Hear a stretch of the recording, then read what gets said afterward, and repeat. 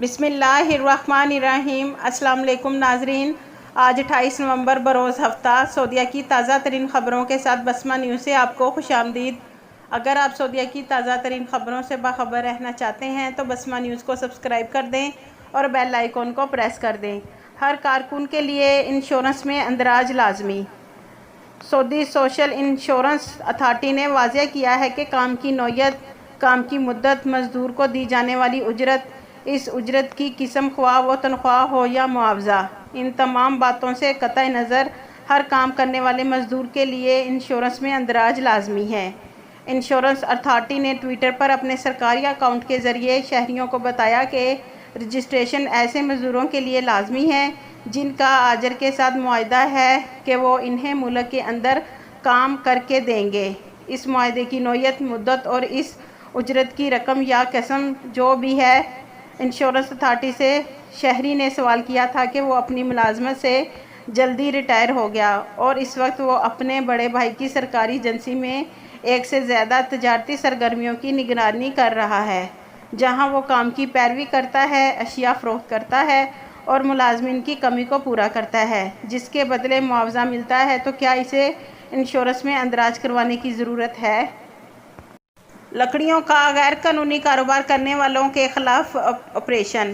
ماحولیاتی تحفظ کی اسپیشل فورس محفوظ قومی جنگلات سے غیر قانونی طریقے سے درخت کاٹ کر لکڑیوں کا کاروبار کرنے والوں کے خلاف آپریشن کر رہے ہیں۔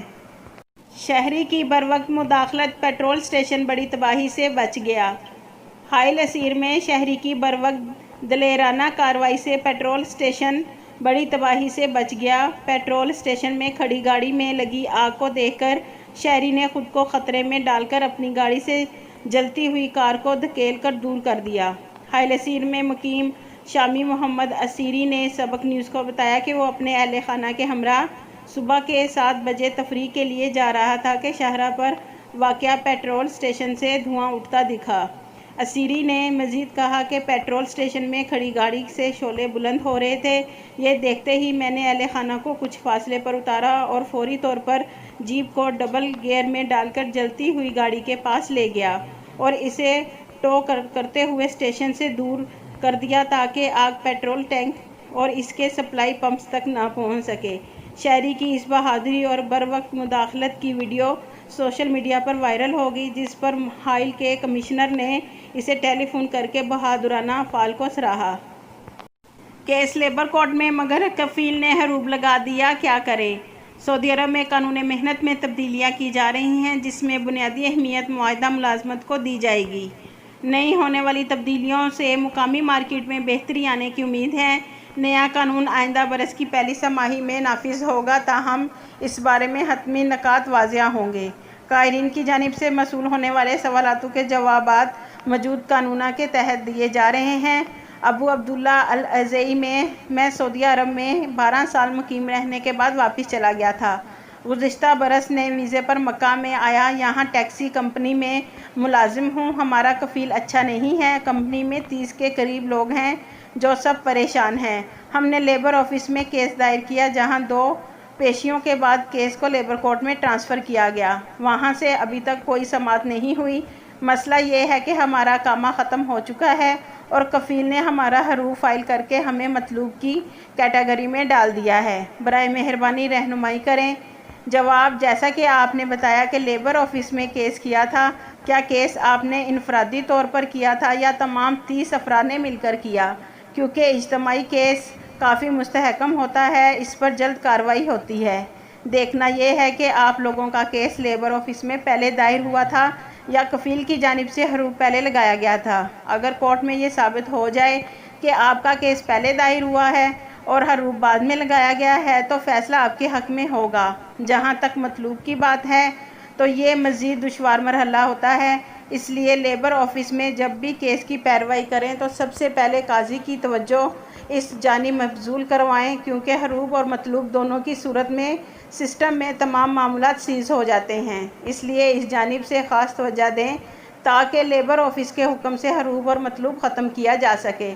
لیبر آفس کی جانب سے اگر آپ لوگوں پر عائد حروف اور مطلوب کی شک ختم کی جائے گی تو کیس آپ لوگوں کے حق میں مضبوط ہوگا، اس لیے کوشش کریں کہ سب سے پہلے اس کو ختم کرائیں۔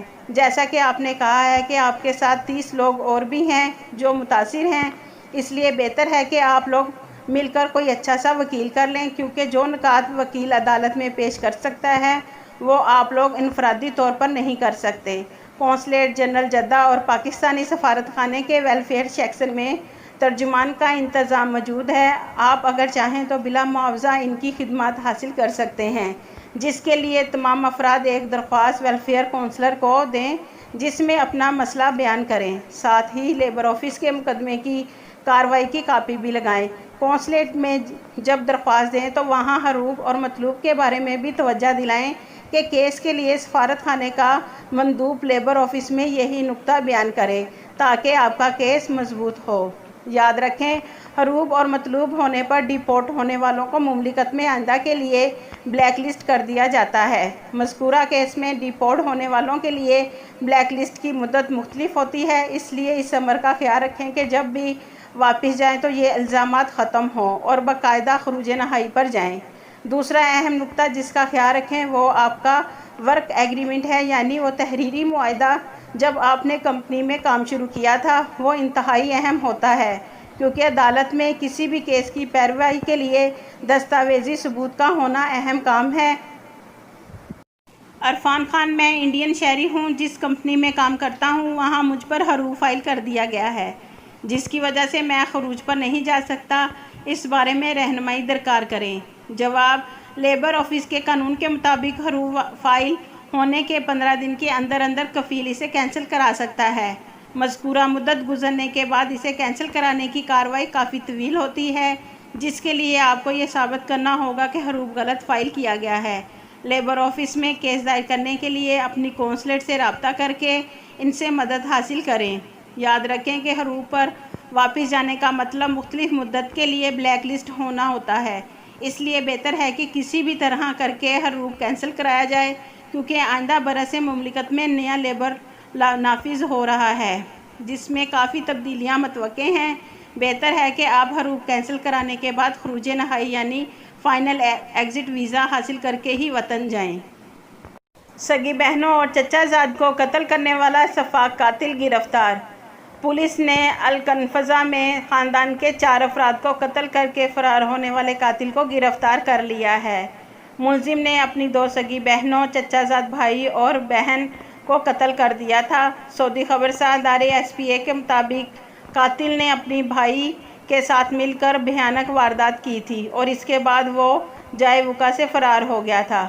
خاندان کے 4 افراد کے قتل کی خبر نے کنفزہ بھر میں رنج و غم کی لہر دوڑا دی تھی۔